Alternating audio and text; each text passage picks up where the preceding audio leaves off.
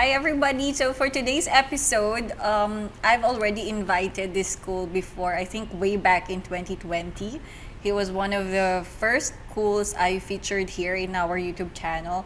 And back then we were just discussing about the application process, the basic requirements, and of course the top programs Filipino students are applying. So for today's episode, we are going to highlight those programs overlooked by students na hindi nila alam na nag-e-exist pala tong programs na to. And it's also one of the high demand jobs in Canada. So for today's episode, we have Humber College represented by Daryl Agapito. Hello, Kat. Good Hi. morning. Good afternoon. How are you? All good. How are you? It's been a long time. I know. Sobrang Diba? tagal na. And Correct. I think last year, we were able to visit Humber College. Yes. Yes, Oo, thanks with to... the whole team, Kanata yes, team. with the whole Kanata team. Thank you so much, Humber, for for sponsoring our fam tour at Humber. And as you can Nabulol. see here, we are one of the top agents. Yes. The reason why they visited Humber College, so they got to experience how is it like to be a student. They were able to see their current students studying at Humber. So nalaman nila kung paano ba ang nangyayari talaga dun sa mga students that they sent to us at Humber oo. College. And I think this is a very it's a really huge experience for the team and even for me, personally, because I was able to witness firsthand. Not witness. I was Alright. able to see firsthand the campuses, the three campuses in North, Lakeshore, and IGS. And we've met some of the program directors, Right. The coordinators, dean, yes, and part of the admission. So we learned a lot about the programs at Humber, and at the same time, we've experienced like the transportation, you Yeah. know. And so through this initiative of Humber College or incentive from Right. Humber College, we are able to recommend properly. And it's comforting knowing that hindi kami nagsisi na ipadala yung mga students namin sa Humber. Yes. Thank you naman for feeling that way. O kasi di ba dati parang whenever you send students, it's always about how I talk about Humber College. Yes, But oo. now, you really actually experienced everything Correct. na sinasabi ko na kung paano yung public transportation in Toronto, Yeah. paano yung program delivery ng Humber College. Nakita nyo rin talaga during the roundtable discussions with the Yes. professors. Yeah, and what amazes me, to be honest, is yung facility. I mean, I know Canada is world class or it's a first world country, but I cannot help but compare the colleges and universities we have here, and sobrang walang-wala din naman talaga sa colleges and universities in Canada. But that's, ibig sabihin lang is yung investment na ginagawa ng mga Right. students dito, ng mga Filipino students, yung mga ini-investan nilang colleges in Canada, particularly in Humber College, talagang may return din naman. Talaga And may kakapuntahan. correct. And yung hands-on experience nila, kasi sobrang complete yung facility. Right. Especially yung sa Barrett, Center for Technology and correct. Innovation. Talagang robotics, yung may Mechatronics, mga, correct, game programming, everything So is there. talagang yung experience, yung skill na matututunan ng mga students, worth it yung binayad nila sa school. Right. And that's what I believe we are here for, no? Yes, Kasi oo. Kasi we want to highlight the unique programs Right. Humber College is offering. actually, Humber College is offering about over 200 academic programs na hindi na-explore na most of the students who are interested to apply to Humber College. But ang daming opportunities ng jobs after graduating in those programs. And Yeah. one of those is yung sinabi mo nga, yung funeral Yes, the funeral directing. But I just want to also emphasize na yes, you do have over 200 programs at Humber College.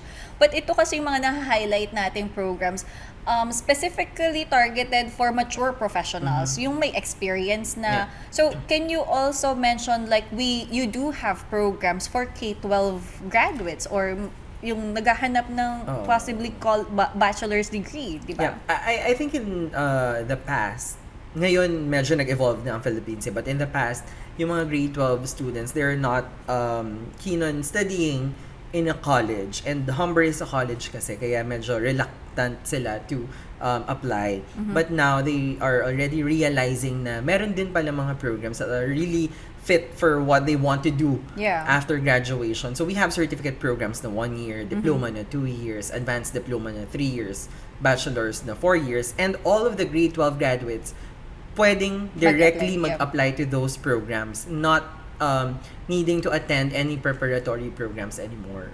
Right. So if you're K-12 graduate or pag-graduate ka pa lang ng grade 12, they are eligible to apply for these programs you mentioned, and Yes. the application requirements will be it's going They're to be grade the 12. same, yeah. Oo. Right? So except they cannot apply for postgraduate Yes. certificates Oo, yun and lang hindi diploma. pwede. Kasi for postgraduate certificate programs, kailangan talaga graduate ng bachelor's degree. Right, yes.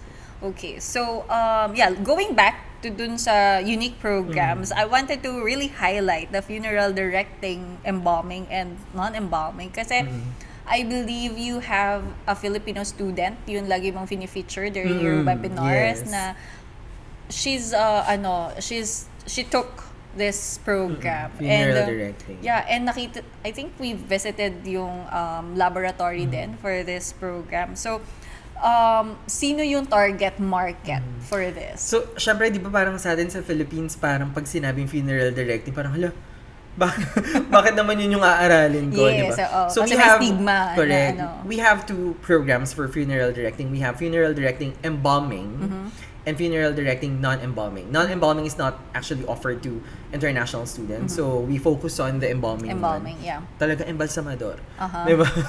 Pero nandun kasi ang job opportunity, ang daming pwede maging trabaho after. Correct. So, at Humber College, our funeral directing program, embalming, is the only English language funeral directing class in Ontario. There are only 2. The other one is French. Right. Tapos yung sa Humber is English. Yan. That's why most of the international students, if they are interested in this program, dun talaga sila nag-a-apply sa Humber College. Yun.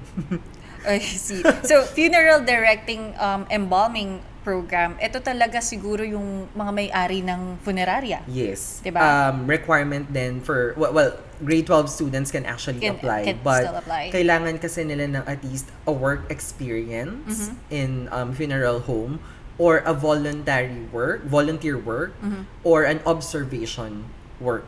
Mag-observe lang. Yan yung mga requirement ng program na yun. So, not necessarily nag-embalsa mo, no? Pero, sana hindi naman magulat yung mga audience na Yeah. pag-embalsa mo yung pinag-uusapan. Pero, kailangan nung at least one of those 3. Yan. But grade 12, pwede. Diretso. Mag-apply. Yeah. So, hindi naman porket embalsamador. Well, hindi ko naman na-experience mag-embalsa Embalsamo. Embalsamo, di ba? Pero kasi syempre, isa siya sa mga parang blue-collar jobs dito sa atin. And I think the salary for ganitong trabaho is between 30 to 50,000 pesos a month. So, in Canada, Yan yung hindi na-realize sa most of the people. Syempre, parang nandun lang sila sa stigma na, ba't ko gagawin? Ay, Yeah. nakakatakot Oo, naman. But, ang average salary for embalming or funeral directing or managing a funeral home is actually, baka mapakapit ka. baka parang mag-apply na Baka mag-apply ka ngayon.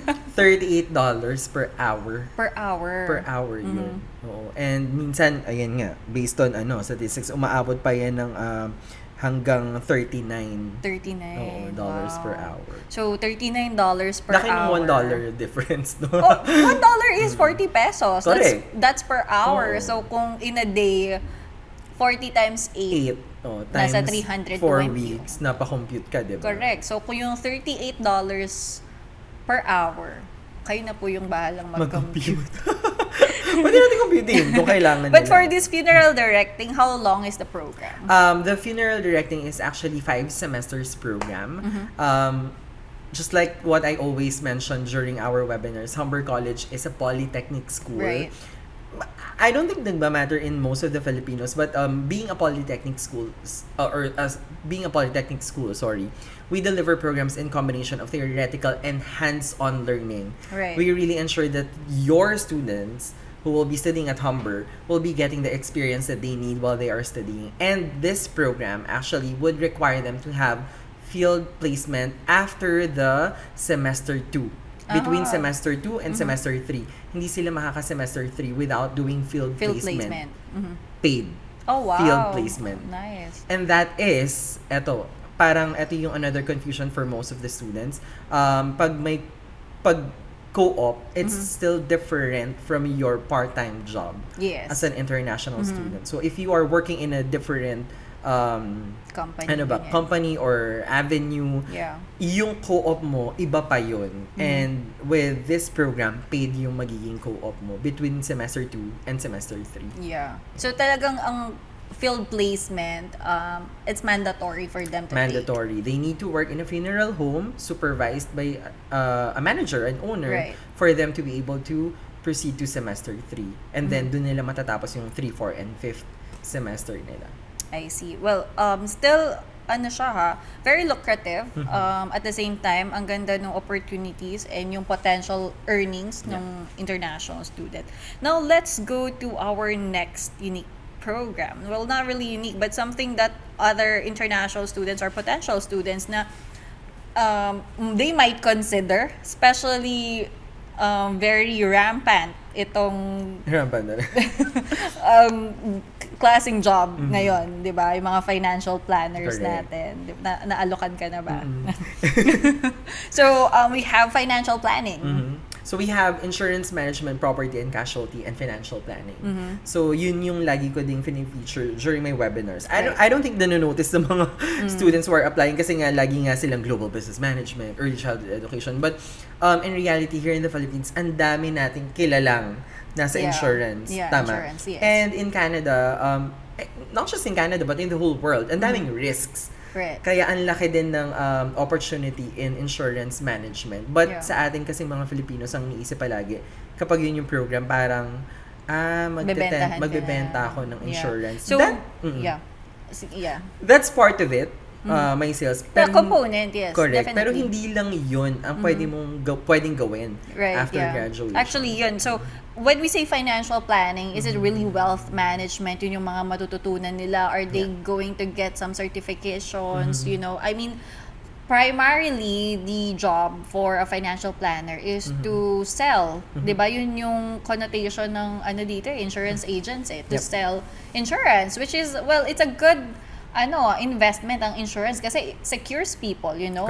It's not like your it's assets, a bad thing. Your people and assets. Correct. So, sa Canada, ano ba talaga yung component? Ano yung matututunan as ng financial planning? So in insurance management, everything from management itself, from underwriting, claims, yung mga actuarial component nung program, lahat yon kasama dun sa ituturo sa kanila. And our program na insurance management, property and casualty is actually recognized by RIBO or Registered Insurance Brokers of Ontario. Yan. And they are eligible to take the licensure examination level 1 after finishing the program. Oh wow. So talaga magiging licensed financial planners sila. And I think I do have previous students na nag-take din nitong financial planning and yung kahit banking background, I think they suit or fit sila dito sa sa program na to. What's good about this program is wala siyang hinihinging specific prerequisite from the Philippines. What we only need is a graduate ng bachelor's degree, any discipline. Pwede kang mag-apply. So if you're a graduate ng let's say bachelor's in business administration, or bachelor's in nursing, bachelor's in yung mga different yung education background, but then ang career nila could be a financial planner na here in different insurance agencies or nagtrabaho sa bank, something that we can still relate to this program, but then at the same time hindi strict si Humber dun sa sa requirements, at least for this program. For this kasi program, any discipline pwedeng pumasok. Okay. Now we have media comms. So media communications, I think this is also perfect for grade 12 graduates na nasa Humes. Which is, ano yun? Humanities and social sciences. Right. Diba? So, what are the highlights for media communication? So, for MediaCom, it's a 2-year diploma. Pwede ang mga grade 12 graduates dito. Wala rin siyang specific na hinihingi as long as you are a grade 12 graduate or about to finish your grade 12 and you have an English subject in your grade 12, or kung old curriculum, for example, old curriculum ka, you are a high school graduate, grade 10 lang yun dati. Yeah. We will look into your first year college and second year college. If you have English subject in your second year college, then you can apply to this program. If you're interested in arts and doing a video, photography, videography, digital marketing, yan. Web design and development. So, ang dami rin niyang nako-cover. Lahat not nako-cover just almost. yung pag media communications, parang creative writing. Mga Hindi ganyan. lang yun. Hindi lang Kasi yun. pati digital marketing kasama. Even doing photography kasama din. Doing videography kasama din. You can actually create anong tawag dito? Corporate videos. Wow. Ayan. So, ang dami. Kasi lalo ngayon, ang daming parang digital nomads. Diba? True. Parang they work freelance Mga in freelancers. those industries. So, ang laki din ng opportunity for this program after graduation.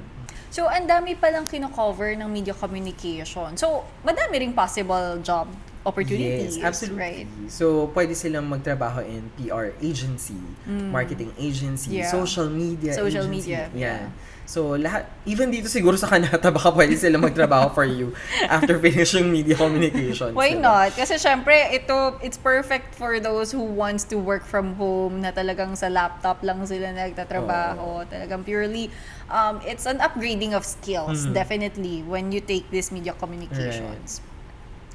Now, I think with the advancement of technology, sobrang nakagamit ka na ba ng ChatGPT? I tried once, pero yan ang pinaka-ginagamit ngayon. And because Right. of that, we are also, another unique program at Humber that we want to feature today is our artificial intelligence and machine learning.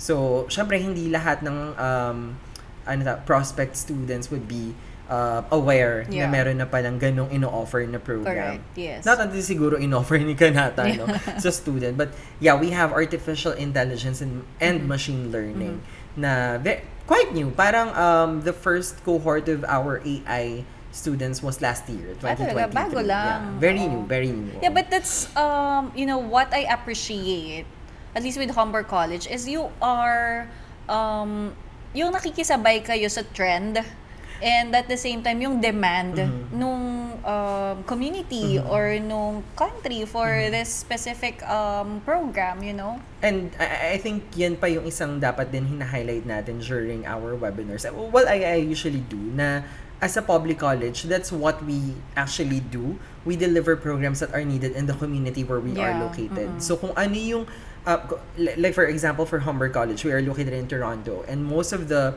industries na nandun, business, IT, computer programming, engineering, hospitality, culinary, healthcare. Yes. So those programs we have, but there are very, very few programs that we do not offer, like agriculture.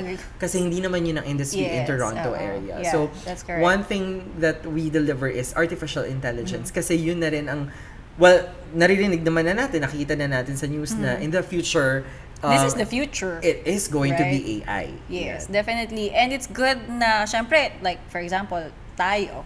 Wala namang AI nung time natin, Oo, di ba? yes. So, the fact na meron ng program na talagang aaralin mo yung AI, hindi lang siya yung parang yung mga computer programmers ngayon. Syempre, pag nakagraduate ka na ng computer programming, that's it. Or magsa-self-learning ka na lang. Unlike today or these days, meron talagang specific program designed for you to learn artificial intelligence. And like you mentioned, syempre nasa Toronto, that's the business hub. That's the business and the tech district. hub. Yeah, tech hub, diba? So talagang may jobs availability after graduation. So who are eligible to apply for artificial intelligence? Kasi kanina, hindi super strict yung requirements. So, for artificial intelligence program ba, for sure, merong prerequisites? Prerequisites. So, usually for AI, what we need is computer programmers. Dapat nag-graduate. So, artificial intelligence at Humber College is a graduate certificate program. It's 1-year program. And ang requirement ay dapat graduate ka ng either computer programming, software engineering, or computer science. Right. Usually sa Philippines, yung mga nakikita kong students na graduate ng computer programming, software engineering, computer science, they lean on towards information technology. Yes. 'Di ba?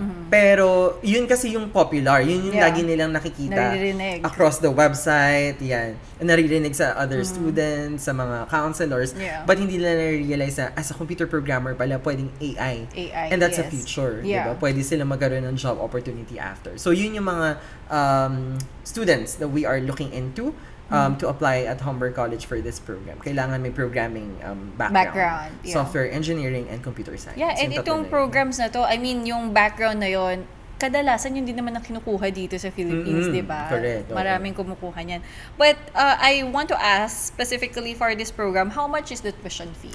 So that program ranges about 21,000 20 to 21,000 Canadian dollars for the whole program, 1 year. Oh, wow. So, I think yung tuition fees naman at Humber College is very competitive, and at the same time, average tuition fees talaga siya are all around Ontario or all around Yun naman Canada. talaga, parang in Toronto, lalo in our area, Toronto area, most of the schools there, apart from Humber College, ang tuition fee is about 18 to 21,000 Canadian dollars. So. And so I think for this program, I mean, with the high world-class facilities and the job opportunity that you can get after, yung ROI mo on investment will definitely ma-achieve. Parang mapapaano ko, what is 21,000? Kasi after graduation, eto nga, after graduation, pwede kang maging AI analyst or AI programmer. Right. Ang range ng salary would be around $60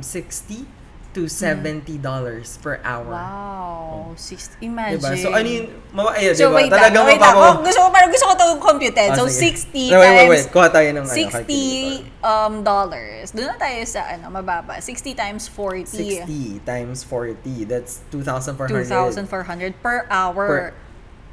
No. $60 per hour. Yes. So, kung 40... 60 times 40. 60 times 40, magkakaroon ka ng 2,400. 2,400 per hour. Times in a month, ilan? Or in a week, 40 hours. In a day na lang muna. 8 hours ka magtatrabaho. 19,000. 19,000. In a week, that's 5 days. 5 days. Times 5. In a month. 96. Times 4 weeks in a month. Yeah. 384,000 Wow, pesos imagine. in a month. Diba? So, ang ROI mo sa 21,000... 6 months, nabawi mo na. 6 months. Galing. Diba? So, alam niyo na guys, kung ano yung program na talagang, kumikita. Humaharbak ng pera. Right. Diba?